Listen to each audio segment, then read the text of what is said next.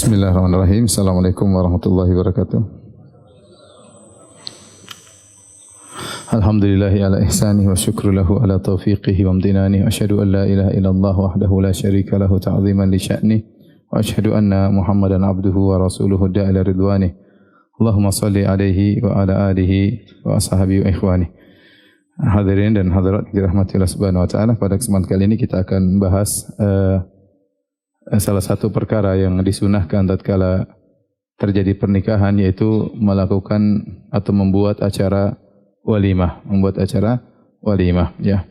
Walimah diambil dari bahasa dari walam yang artinya ijtima, yaitu berkumpulnya mempelai laki dengan mempelai wanita. Adapun walimah sendiri artinya adalah makanan yang dihidangkan tatkala acara pesta pernikahan, ya. Dan walimah hikmahnya adalah untuk dibuat i'lan atau pengumuman telah terjadi pernikahan antara si fulan dengan si fulanah, untuk membedakan dengan yang namanya perzinahan yang biasanya dilakukan secara sembunyi-sembunyi, ya. Dilakukan secara sembunyi-sembunyi, ya. Ya, meskipun kita tahu zaman sekarang terkadang ya orang zina sudah tidak malu-malu, ya. Terkadang pernikahan sejenis aja orang tidak malu-malu. Bahkan sebagian negara seperti di Amsterdam ada parade homo, ya. Ini sudah di luar daripada fitrah manusia. Tapi asalnya walimah di antara hikmahnya adalah diumumkan pengumuman sehingga orang tahu si fulan telah menikah dengan si fulanah, untuk membedakan dengan sifah, dengan zina yang biasanya dilakukan secara sembunyi-sembunyi. Adapun sunnahnya walimah, jadi selain hikmahnya, selain untuk pengumuman, juga untuk mengundang makan bagi orang-orang supaya ikut bergembira. Kemudian juga untuk menyenangkan hati sang wanita, dia merasa dihormati dengan adanya walimah tersebut. Ini antara hikmah-hikmah walimah. Adapun dalil tentang sunnahnya walimah, yaitu sabda Nabi sallallahu alaihi wasallam kepada Abdurrahman bin Auf radhiyallahu ta'ala anhu waktu dia menikah, maka Nabi sallallahu alaihi wasallam melihat dia bajunya ada warna kuning-kuning, ya. Itu adalah bentuk parfumnya seorang wanita. Kok ada parfum wanita di baju Abdurrahman? Maka ditanya, apa itu kok warna kuning-kuning? Kata Abdurrahman, saya baru menikah. Maka Nabi sallallahu alaihi wasallam mengatakan, aulim walau bisyah. Bikinlah walimah meskipun hanya seekor kambing. Dan ternyata walimah kalau memang tidak memiliki kemudahan harta, tidak harus dengan seekor kambing, ya. Dalam hadis kata Anas bin Malik radhiyallahu taala anhu, ma aulama an-nabiy sallallahu alaihi wasallam ala syai'in min nisa'ihi ma aulama ala Zainab aulama bisyah. Tidaklah Nabi sallallahu alaihi wasallam membuat walimah terhadap istri-istrinya sebagaimana waktu Nabi membuat walimah terhadap Zainab. Untuk Zainab Nabi membuat walimah dengan seekor kambing. Adapun istri-istri yang lain walimahnya tidak sampai seekor kambing, bahkan terkadang hanya hais, yaitu korma dicampur dengan tepung, ya. Sebagaimana dalam hadis Anas radhiyallahu anhu yang lain, anna Rasulullah sallallahu alaihi wasallam a'taqa Safiyah wa tazawwajaha. Nabi sallallahu alaihi wasallam memerdekakan Safiyah, kemudian Nabi menikahi Safiyah, yaitu Safiyah bintu Huyai, ya, dari Yahudi Nadhiriyah, ya. Wa ja'ala itqaha sadaqaha, dan Nabi menjadikan memerdekakan Safiyah sebagai maharnya. Wa aulama 'alaiha bihais, dan Nabi hanya membuat walimah terhadap Safiyah dengan hais. Hais itu adalah korma yang dicampur dengan dakik, dengan tepung, dicampur dengan samin, ya, menjadi seperti makanan, ya, bukan kambing, ya. Nabi hanya walimah dengan kambing tatkala menikahi Zainab. Ini menunjukkan ketika Nabi menikah, Nabi tidak memiliki harta yang begitu banyak. Tetapi Nabi menganjurkan untuk dengan kambing, sebagaimana perkataan Nabi kepada Abdurrahman bin Auf, aulim walau bisyah. Bikinlah walimah meskipun dengan seekor kambing. Taib. Sebelum kita membahas, ya, lebih lanjut, kita akan bahas tentang macam-macam walimah.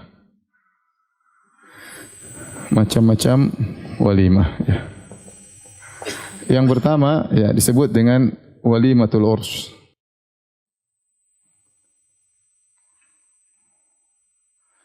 Urus atau urs, ya. Kalau disebut walimah secara mutlak, maka yang dipahami adalah walimatu al-urs, ya. Dan ini memenuhi undangannya adalah wajib.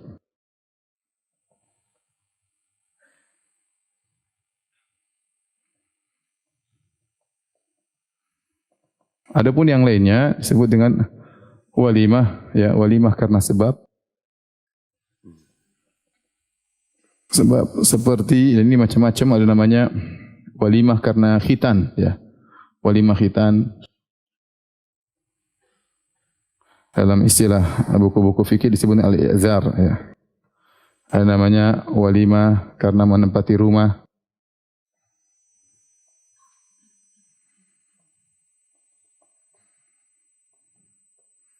Disebut al-wakirah. Al-wakirah dari wakar, itu tempat tinggal. Kemudian namanya walimah kelahiran anak setelah 7 hari.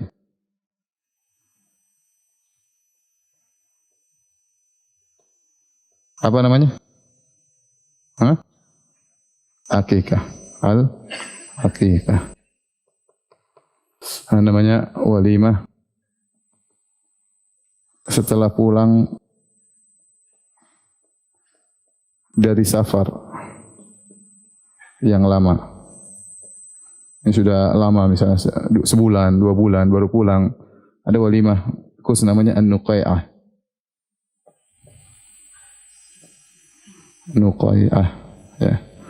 Dari nuqai itu artinya debu, ya. Orang baru pulang dari jauh. Ya, ini contoh, ya, beberapa istilah-istilah walimah, ya, yang disebut dalam buku-buku fikih. Dan ada juga, ya, walimah atau di sini. Walimah, ya, tanpa sebab tertentu, namanya al-ma'dubah.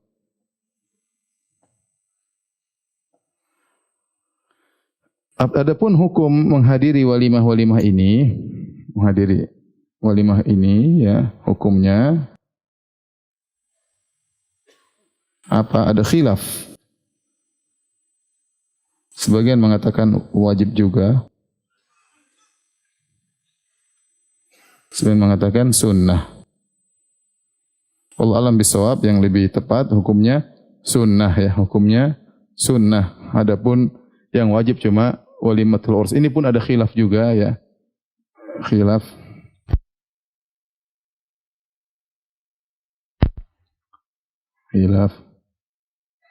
Apakah fardu ain atau fardu kifayah? Dan yang benar fardu kifayah bagi orang yang tidak ada uzur, ya.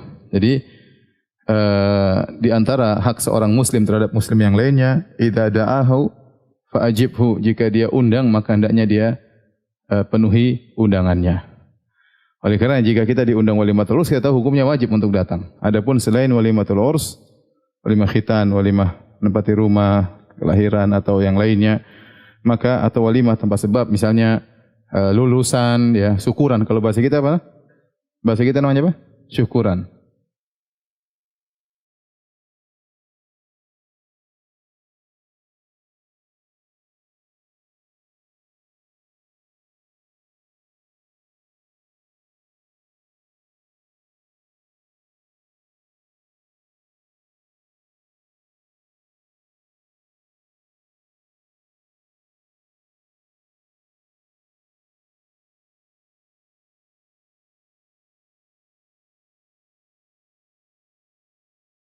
Sebab dia ingin makan aja. Apa hukumnya kita memenuhi undangan tersebut? Wajib atau sunnah? Sunnah, tidak wajib. Itu apa? Lauknya apa? Tempe. Oh, sunnah, enggak wajib. Lauknya apa? Kambing. Wah, insyaallah saya datang. Jadi ini macam-macam walimah. Taib. Bahasan berikutnya, ini kan fardu ain tadi kita sudah bilang. Yang benar fardu ain. Yang wajib juga ini pendapat Zahiriyah. Tapi yang benar ini jumhur. Pendapat apa? Jumhur itu maksudnya mayoritas.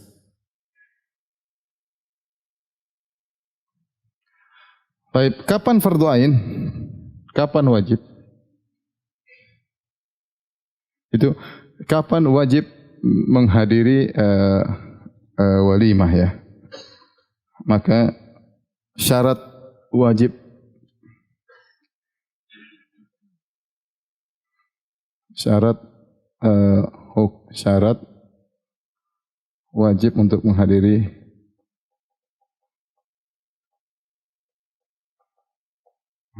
walimah. Yang pertama, Allah mengatakan yang undang seorang muslim.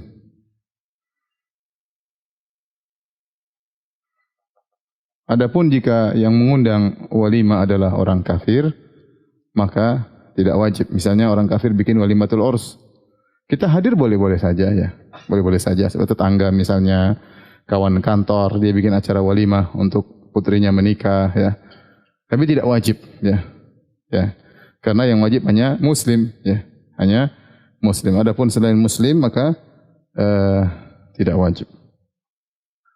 Kemudian yang kedua, yang undang orang yang haram untuk dihajar. Untuk dihajar, diboikot. Adapun yang undang misalnya pelaku maksiat yang sedang kita boikot dia agar dia sadar, ya, dan itu boleh. Jadi namanya hajar. Itu boleh dilakukan kepada dua orang, kepada pelaku maksiat dan pada pelaku bid'ah jika memang ada maslahatnya. Dalilnya adalah Nabi SAW ketika perang Tabuk, ternyata Nabi berangkat, para sahabat berangkat, ada 3 sahabat yang tidak ikut berangkat, di antaranya Ka'ab bin Malik, di antaranya Hilal bin Umayyah, dan sahabat yang ketiga, mereka tidak ikut berangkat tanpa udzur syar'i.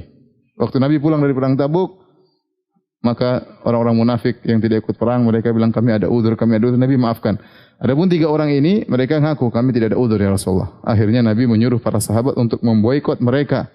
Ya, puluhan hari, entah 40 hari, 50 hari, saya enggak lupa. Intinya diboikot sampai akhirnya mereka bertobat. Akhirnya mereka saking ke masjid tidak ada yang salami. Kalau mereka salami tidak dibalas ya. Sampai akhirnya mereka tidak kuat, mereka sholat di rumah karena enggak kuat kalau ke masjid dicuekin sama yang lainnya. Sampai Allah turunkan firman-Nya menerima taubat mereka. Wa 'ala thalathati alladziina khulifu hatta idza dhaqat 'alaihimul ardu bima rahubat. Dan kepada 3 orang yang mereka ditunda taubatnya dan akhirnya Allah turunkan taubatnya. Itu dalil tentang bolehnya memboikot pelaku maksiat karena mereka bermaksiat tidak ikut perang. Dikiaskan kepada hal ini terhadap pelaku bid'ah. Demikian juga pelaku bid'ah boleh kita boikot kalau memang itu mendatangkan kemaslahatan. Dengan kita boikot dia, apalagi di zaman salaf dahulu mereka praktek hajar mubtadi'. Pelaku bid'ah tidak disalami, pelaku bid'ah tidak diajak berbicara, dijauhi ya. Itu zaman dahulu. Kalau zaman sekarang kita enggak bisa terapkan hal tersebut ya. Kita enggak bisa terapkan hal tersebut karena di sebagian daerah pelaku bid'ah lebih banyak daripada yang di atas sunnah ya, di atas sunnah. Tapi intinya kalau ternyata orang tersebut sedang kita boikot ya secara syar'i, kemudian dia undang kita, tidak wajib datang, tidak wajib datang. Atau contoh nyata misalnya kita memboikot pelaku bid'ah yang top, misalnya orang Syiah misalnya ngundang. Kita tahu saya enggak mau ketemu dengan dia, itu hak kita, boleh. Kita mau ketemu dia, kita takut terpengaruh. Saya enggak mau ketemu dia. Saya tidak mau senyum-senyum sama dia. Boleh, ya. Kalau yang undang misalnya orang Syiah, kita enggak datang. Boleh-boleh saja. Ya. Jadi yang undang harus yang haram untuk dihajar. Adapun yang boleh dihajar maka tidak wajib untuk hadir atau sedang kita hajar tidak wajib untuk kita hadir walimah. Kemudian yang ketiga harus ta'yin. Ta'yin itu maksudnya apa? Tertentu, si fulan gitu ya. Ta'yin itu bahasa apanya? Ya ini jelas ya. Jelas tujuan tertuju undangannya,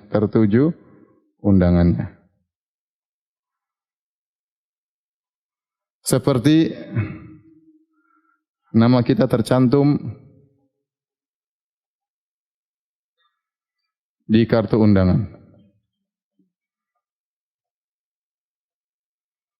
Atau dia undang, sekarang gampang, tidak pakai kartu undangan, pakai apa? WhatsApp. Undang atau diundang pakai WA secara khusus. Artinya apa kata para ulama? Kalau diundang secara tidak khusus tapi secara umum tidak wajib. Misalnya saya nikah Ya. Misalnya saya nikah terus saya bikin undangan, saya bilang, jamaah semuanya hadir ya. Saya tidak sebut si fulan, si fulan, si fulan, maka dalam kondisi demikian tidak wajib. Tapi kalau saya bilang, hente, si fulan, saya sebut nama, kamu juga ya. Kamu satu-satu saya sebut, berarti wajib. Berarti wajib ya. Adapun undangan secara umum, maka hanya sunnah. Adapun undangan secara umum,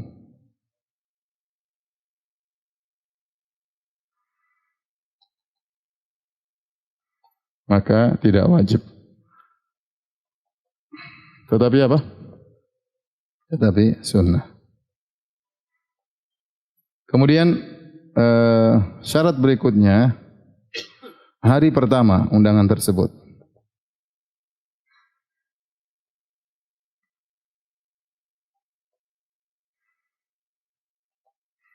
Walimah terkadang dilakukan beberapa hari. Seperti Nabi SAW waktu walimah buat Sofiyah 3 hari ya. 3 hari artinya agar yang lain ikut kesempatan ya. Kalau kita lihat ternyata ada orang walimah hari pertama, hari kedua, hari ketiga, hari keempat, hari kelima, hari keenam, hari ketujuh.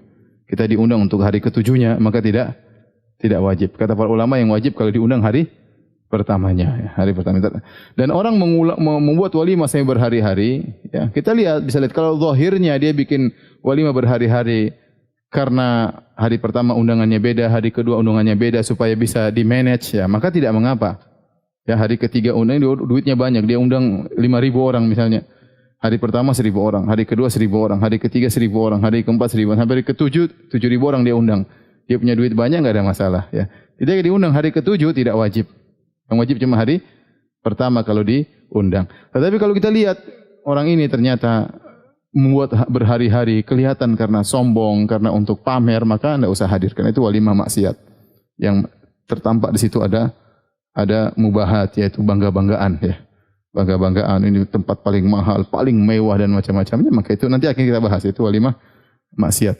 Kemudian syarat berikutnya tidak menyusahkan, seperti harus bersafar. Harus bersafar. Ini Syekh bin Baz juga ditanya. Misalnya kita walimah harus bersafar. Ya kalau itu saudara kerabat kita ya kita datanglah. Meskipun safar, meskipun jauh. Sebagaimana kita walimah dia juga datang dari luar kota. Tapi kalau kita bicara hukum asalnya, kalau harus bersafar jauh maka tidak wajib. Ya. Tidak wajib ya. Salat kalau kita sedang musafir aja undangan Allah untuk salat jamaah aja tidak wajib ya. Kita bisa meninggalkan solat berjamaah kalau kita sedang sibuk dalam safar, maka apalagi sekedar walimah kemudian ada Ustaz ikut walimah saya. Di mana? Di Bali. Insyaallah ya. Insyaallah tidak datang. Kalau undang jauh-jauh, belum waktunya, belum safarnya, belum tiketnya, sama istri ya Ustaz, sekalian anak-anak, waduh. Tiket berapa pulang balik? Mending kita sedekahkan buat kerabat ya misalnya ya. Kalau berat ya tidak wajib. Tapi kalau itu kawan kita ingin menyenangkan dia sunnah ya, maka tidak wajib. Tapi hukumnya apa? Ini hukumnya namanya apa? Sunnah. Contoh lagi misalnya di antara yang membuat repot misalnya. Misalnya dulu suatu walimah, dia menyediakan kotak untuk sumbangan. Sementara kita mau datang, kita enggak ada uang untuk kasih. Sebenarnya mengatakan kalau begitu, kalau kita memang repot dan susah, lagi enggak punya duit, enggak harus hadir. Kita udzur aja, saya lagi enggak bisa, mohon ada kesibukan misalnya. Karena kalau kita datang, dia tahu ternyata dia cari amplopnya. Tadi datang amplop juga enggak ada ya. Coba bolak-balik, waduh. Dia telepon, ente amplopnya ketinggalan. Nah, kalau gitu kata para ulama, repot dan kita bakalan nanti malah menimbulkan hal yang buruk dan yang lainnya enggak harus datang, enggak punya duit gimana? Sebagian walimah memang begitu, dia pasang apa? Pasang kotak ya, kita enggak. Tapi kalau kita tahu orangnya tidak seperti itu, kasih enggak ada masalah ya kita datang ya. Bukan kita tahu ini model tipe harus kasih dan kita merasa repot, tidak wajib untuk apa? Tidak wajib untuk datang ya. Kemudian yang keenam ya. Walimah tidak boleh ada kemungkaran.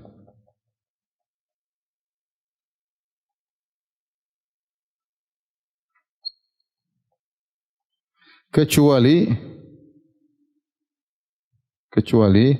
dia ingin mengingkari.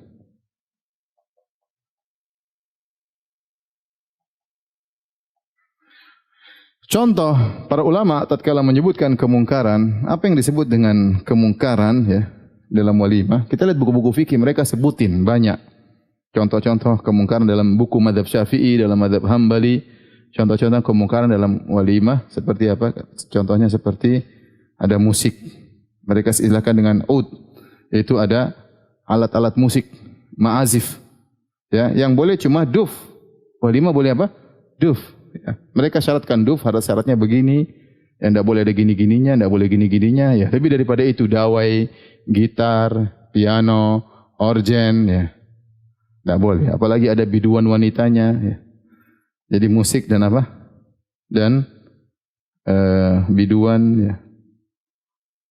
Penyanyi dangdutan. Ya. Saya pernah lihat walimah, saya lagi jalan, ada walimah. Biasanya kan walimah pinggir jalan, subhanallah. Mempelai laki-laki, wanita duduk di panggung, di atas. Terus biduan penyanyi dangdutnya joget, baju seksi di depan-depan, di depan mempelai laki. Mempelai lakinya serius nontonnya. Subhanallah.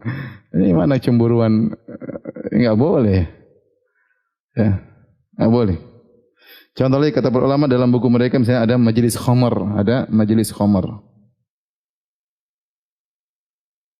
Mereka sebutkan ini dalam buku-buku fikih ya, buku mazhab Syafi'i dan mazhab Hambali. Mazhab Syafi'i nyebutin ini, di antaranya juga misalnya mereka sebutkan misalnya ada gambar hewan, makhluk bernyawa.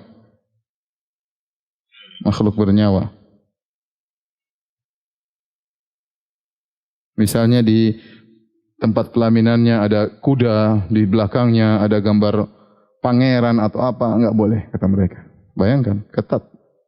Tak usah hadir katanya. Itu berarti apa? Kemungkaran. Contohnya lagi ya. Misalnya yang disebut dalam buku fikih, misalnya kursinya kainnya menggunakan sutra.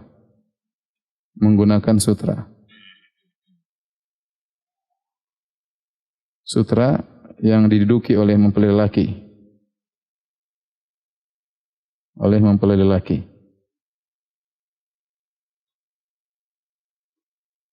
Enggak boleh. Lelaki tidak boleh pakai apa? Sutra. Kalau tahu kursinya dari sutra, enggak usah datang. Itu kemungkaran. Contohnya lagi, mereka menyebut kemungkaran yang ada yang mereka sebutkan, di antaranya kursi kain majelis khamar, gambar. Misalnya mereka mengatakan ada pelaku bid'ah di situ yang harus diingkari. Contoh ya. Inilah tapi kira-kira yang disebut dalam buku-buku fikih ya. Yang sering kita dapati musik ya. Kemudian apa? Gambar terkadang. Oh, misalnya disebutkan mereka juga dinding yang dikasih kain. Ini disebutkan dalam mazhab Syafi'i. Dilapisi kain. Sampai sahabat ada yang tegur, sahabat menegur sahabat yang lain. Ada sebagian bikin walimah, kemudian dindingnya dikasih kain, maka dia tegur. Dia bilang, sejak kapan ini dikasih kain? Emang ini Ka'bah dikasih kain? Dia enggak mau hadir. Jadi enggak usah kita menghias misalnya dinding dikasih apa? Kain. Kadang-kadang kan gitu namanya orang-orang ya. Ini sebenarnya dalam buku fikih dikasih kain, kasih hiasan ya. Ini mubazir, ngapain dinding dikasih apa? Kain. Jadi maksud saya, sebenarnya walimah itu boleh, tapi kalau sudah mubazir ya, seperti hal yang tidak perlu seperti ini, ada bangga-banggaan, ada kesombongan, maka tidak boleh. Ya. Kemudian contoh juga misalnya yang diundang hanya lelaki, yang diundang hanya orang kaya.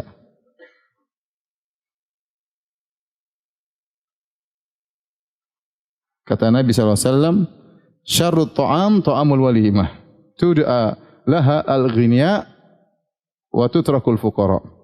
Atau kama qala Nabi SAW. Kata Nabi SAW, seburuk-buruk walimah, seburuk-buruk makanan adalah makanan walimah yang diundang hanya orang kaya, orang miskin enggak. Karena ini nampak bahwasanya walimah tersebut untuk bangga-banggaan dan Allah tidak suka dengan kesombongan, tidak suka dengan bangga-banggaan. Orang miskin lebih butuh makanan daripada orang kaya. Orang kaya diundang ya dia cuma makan, alah dia mungkin di rumah lebih enak daripada makan walimah. Orang miskin yang jarang makan enak, itu yang kita undang harusnya. Oleh karenanya kalau ada kita lihat walimah khusus orang kaya, maka ini maksiat. Tidak boleh kita hadir ya. Contoh lagi disebut, ini semua dalam buku fikih ya. Ini belum kita bicara maksiat sekarang. Ini semua dalam buku fikih. Ini mazhab Syafi'i, mazhab Hambali, mereka sebutin. Yang disebutkan juga, ya inilah kira-kira ya. Nanti kalau saya ingat saya sebutkan lagi ya. Yang diundang hanya orang kaya. Baik. Bagaimana solusi ya kalau ada walimah seperti ini ya. Walimah seperti ini. Apakah kita boleh hadir ya? Jawabannya boleh dalam rangka jika ingin apa? Mengingkari. Kalau tidak bisa mengingkari maka tidak boleh hadir. Sebagian ulama berpendapat kecuali kemaksiatan tersebut pas kita hadir sedang tidak ada. Entah belum mulai, entah sudah selesai. Entah belum mulai, entah sudah selesai. Contohnya dangdutannya cuma sampai maghrib. Kita datang pada Isya. Jangan pas-pasan sama biduan wanitanya. Assalamualaikum. Tunggu dia pulang dulu, baru kita datang. Atau dangdutannya pada Isya, yuk kita datang sebelum itu. Ya, sebenarnya membolehkan. Ya. Karena asal walimah hukumnya syar'i. Asal undangan hukumnya apa? Syar'i. Namun jika kemudian maksiatnya diakhirkan, maka kita datang sebelum maksiat tersebut. Atau kita datang setelah maksiatnya buyar. Ini pendapat semula mengatakan boleh ya. Taib. Ini kira-kira syarat ya walimah. Demikian juga misalnya taib, kita sudah selesai ya. Saya mau bahas selanjutnya. Kalau sudah tolong difoto terus hapus.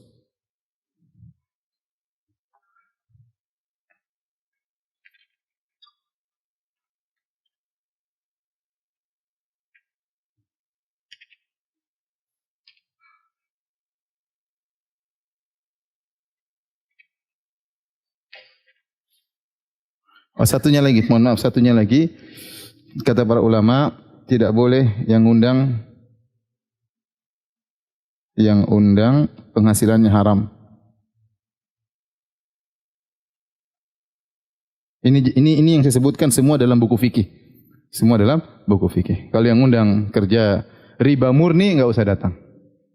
Karena kita bakalan makan dari hasil apa? Riba. Tapi kalau bercampur penghasilannya, maka ini makruh kata para ulama. Semakin banyak haramnya, nisbahnya, persentasinya lebih tinggi, maka semakin makruh. Kalau murni, maka enggak usah datang. Baik. Berikutnya, kapan acara walimah dilakukan? Kalau hadis-hadis datang, Nabi SAW mengadakan walimah setelah dukhul. Dukhul itu setelah menggauli istri. Oleh kerana ada khilaf, apakah walimah li ajil akad atau li ajil dukhul? Walimah itu karena akad nikah atau karena setelah menggauli wanita? Tapi intinya ini perkara kembali kepada urf ya. Tapi kalau kita bicara hadis, Nabi SAW mengadakan walimah setelah apa? Beliau menggauli istrinya. Baru kemudian makan walimah setelah itu ya. Kalau kita Indonesia rata-rata setelah akad, baru kemudian apa? Walimah. Sama seperti di Arab Saudi sampai sekarang, walimah biasanya setelah dukhul. Mereka akad, kemudian mungkin agak lama lagi baru kemudian mengadakan apa? Walimah. Ya, karena kita hemat waktu, hemat energi ya. Kemudian hemat duit ya. Maka kita biasanya akad nikah, kemudian belum dukhul kita sudah bikin acara apa? Walimah ya. Mau dukhul kapan terserah, 2 hari lagi, 3 hari lagi. Yang penting akad nikah langsung bikin apa? Walimah. Ini boleh-boleh saja. Tapi hendaknya walimah setelah akad. Hendaknya walimah setelah akad. Adapun setelah dukhul itu lebih baik. Sebelum dukhul juga tidak mengapa. Baik. Terakhir kita bahas tentang hukum orang yang puasa diundang walimah. Hukum orang puasa yang diundang walimah. Sebelumnya sebagian ulama tadi juga mengatakan karena di khusus undang orang-orang kaya itu tidak boleh. Terkadang misalnya bisa dibuat, sebagian ulama berpendapat boleh-boleh saja kita mengkhususkan misalnya hari pertama untuk orang-orang tertentu yang kita kenal, mungkin pejabat-pejabat ya. Mungkin hari kedua baru kemudian kita khususkan tetangga-tangga kita. Boleh-boleh saja seperti itu. Tapi intinya orang miskin jangan ditinggal. Orang miskin jangan ditinggal. Yang lebih baik adalah digabung. Itu lebih baik. makanan untuk semua ya, sehingga disitulah kita senang sebagaimana orang kaya bisa makan, orang miskin juga bisa makan. Tapi hukum orang puasa yang undang walimah ada dua, dilihat jika puasa wajib, jika puasa sunnah. Perhatikan, jadi meskipun puasa tetap wajib datang. Tetap wajib datang. Namun apakah wajib makan? Ya, ini masalah kedua. Ini yang kita bahas ya. Wajib makan, apakah wajib makan? Wajib datang? Iya, datang. Mau puasa enggak puasa? Datang. Tapi apakah wajib makan? Kalau malam ya enggak ada masalah kan? Enggak puasa. Tapi kalau siang, jika puasanya wajib seperti qadha bulan Ramadan, apa lagi? Puasa wajib apa? Puasa kafarah. Sumpah enggak dipenuhi, bayar apa? Kafarah atau pelanggaran-pelanggaran, atau puasa nazar. Nazar. Ini puasa-puasa wajib. Maka wajib lanjutkan puasa.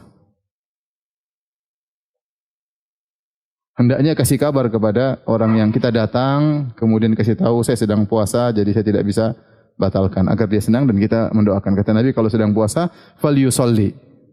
Doakan, wajib lanjutkan puasa, doakan tuan rumah. Mengkabari tuan rumah. Agar dia tenang. Adapun jika puasanya puasa sunnah, maka dua kondisi ya. Jika tidak makan memberatkan tuan rumah,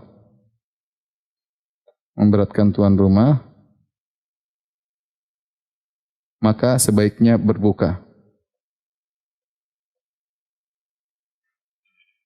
Jika tidak memberatkan tuan rumah,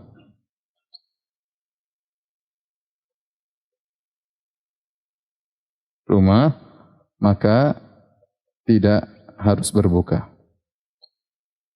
Jadi Nabi SAW pernah diundang, kemudian ada sahabat diundang, dia puasa. Kemudian kelihatan orang yang undang itu tidak enak, kata Nabi, saudaramu telah berusaha payah, maka berbukalah. Maka kalau kita diundang, terus dia merasa kecewa, dia sudah masak setengah mati, ternyata kita enggak makan, ya udah kita buka aja. Kita buka aja. Tapi kalau kita enggak makan, kata dia, alhamdulillah enggak apa-apa. Biar yang lain aja yang makan, ya udah enggak usah buka ya. Pernah ada seorang cerita, Ustaz, saya pernah datang seorang ustaz, kemudian teman undang makan mewah di restoran enak. Akhirnya saya datang, saya sedang puasa. Saya bilang, Ustaz, sebenarnya saya puasa Ustaz, tapi untuk menyenangkan Ustaz saya ingin berbuka. Ustaz, enggak usah, ente puasa aja. Padahal kambing macam-macam. Waduh. Saya pikir Ustaz bilang, oh iya silakan. Kata Ustaznya, ya udah kenapa ente puasa aja, lanjutin aja puasa Ustaz. ya udah apa-apa. Ustaznya enggak ada masalah. Ya sudah, kalau Ustaznya enggak ada masalah, mending lanjutin apa? Puasa. Taib. Jadi ingat, walimah adalah ibadah, maka jangan sampai dirubah menjadi kemungkaran. Ya. Ingin berkah, maka jangan diisi dengan apa? Kemungkaran. Dan bukan tempatnya untuk bangga-banggakan sombong-sombongan ya. Pamer-pamer walimah di tempat ini dengan biaya sekian-sekian. Ya, kalau Allah Maha tahu kita untuk bangga-banggakan sombong-sombongan ya. Atau untuk syukuran. Kalau untuk syukuran, alhamdulillah itu ibadah. Tapi kalau untuk sombong-sombongan, maka itu hukumnya haram. Allah alam bisawab. Taib, silakan kalau ada yang bertanya. Ya.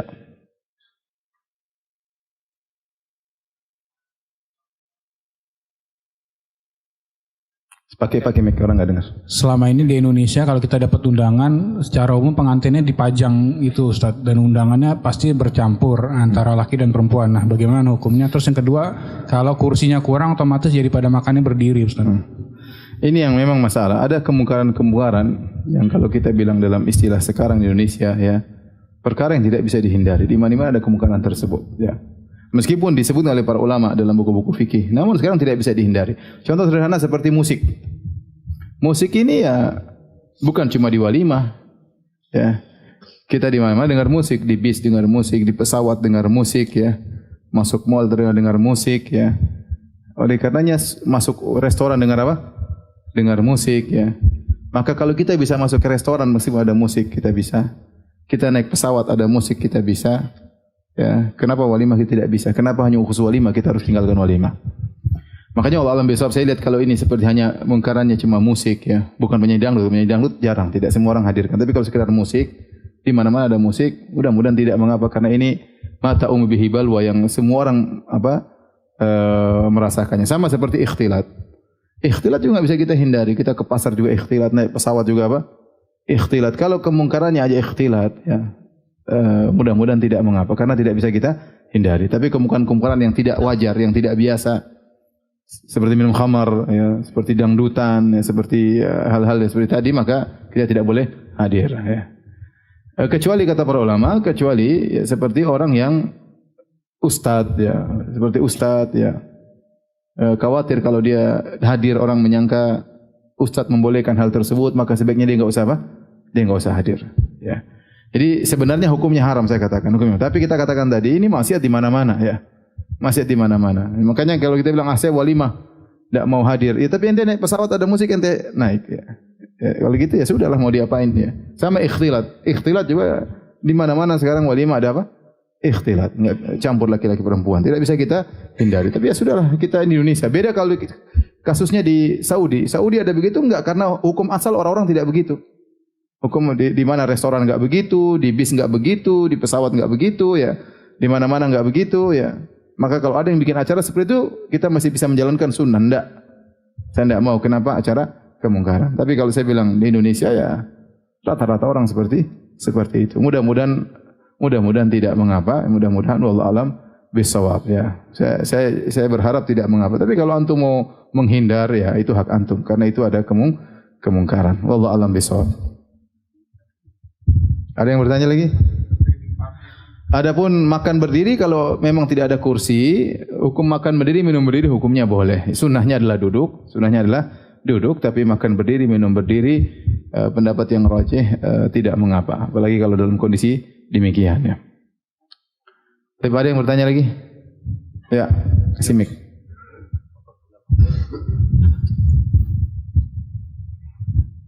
Tapi seandainya misalnya seorang ke walimah, terus musik-musiknya ya mempengaruhi dia, maka jangan dia datang ya. Contohnya diputar lagu lama ya. Ya. Tenda Biru misalnya lagu Tenda Biru. Aduh saya kalau gitu saya nostalgia, jangan dia datang. Agama dia hendaknya dia apa? Selamatkan ya. Tapi kadang cuma lagu-lagu gambus atau apa ya. Saya bilang ya di mana-mana juga ada seperti itu ya. Tapi kita segera datang kemudian doakan cabut, enggak usah lama-lama. Wallahu a'lam bishawab. Ada lagi bertanya? Assalamualaikum Ustaz. Waalaikumsalam warahmatullahi wabarakatuh. Untuk hukum yang menempatkan kotak gitu Ustaz ketika walimah. Sebenarnya walimah itu lebih cenderung kepada perkara tradisi. Kalau tradisinya seperti itu, saling tolong menolong ya, enggak ada masalah ya. Karena Nabi SAW dalam hadis Nabi SAW bikin walimah, maka sebagian sahabat datangkan makanan. Nabi rupanya tidak cukup. Maka sahabat datangkan ini, Nabi suruh buka, akhirnya dibantu oleh para sahabat kemudian bikin apa? Walimah. Jadi walimahnya Nabi dibantu oleh teman-teman para sahabat. Sebenarnya kan uang itu adalah uang mungkin untuk mengurangi beban apa? Walimah ya. Ya, jadi tradisi ini wallahu alam saya tidak memandang suatu yang haram ya. Tradisi ini boleh-boleh saja, tetapi yang tidak boleh tadi kalau dilihat wah ini kok enggak datang enggak, itu yang jadi masalah. Kalau tradisi itu mengantarkan kepada orang yang datang tidak bawa amplop dicela, maka ini tidak boleh seperti ini. Ya, berarti benar-benar kita meminta, ya benar-benar kita menuduh orang yang tidak padahal tidak wajib untuk memberi apa? Sumbangan. Ya, orang walimah kita yang tanggung, orang makan silahkan. Kalau enggak bawa amplop enggak ada masalah ya. Tapi seandainya tidak sampai pada derajat tersebut, hanya ingin bantu kasih hadiah, tempat hadiah ya, itu tidak mengapa ya. Tidak mengapa. Karena katanya ada saya dengar berita sebagian orang, jadi kalau dia walimah dia daftarin itu. Si fulan sekian. Nanti karena kalau dia diundang dia kasih segitu juga ya. Nah, itu enggak perlu kalau sampai seperti itu ya. Karena bisa jadi orang itu baik, pas kita undang lagi susah, kita enggak tahu ya, lagi enggak punya ya. Tapi kalau terbuka yang mau kasih hadiah kita siapkan tempatnya. Karena enggak enak kita kasih di depan orang juga terkadang dia apa? Dia malu ya. Terbuka aja kasih depan, yang mau kasih hadiah silakan ya, enggak ada masalah. Baik, ada lagi yang bertanya terakhir? Ya. Waalaikumsalam warahmatullahi wabarakatuh. Silakan.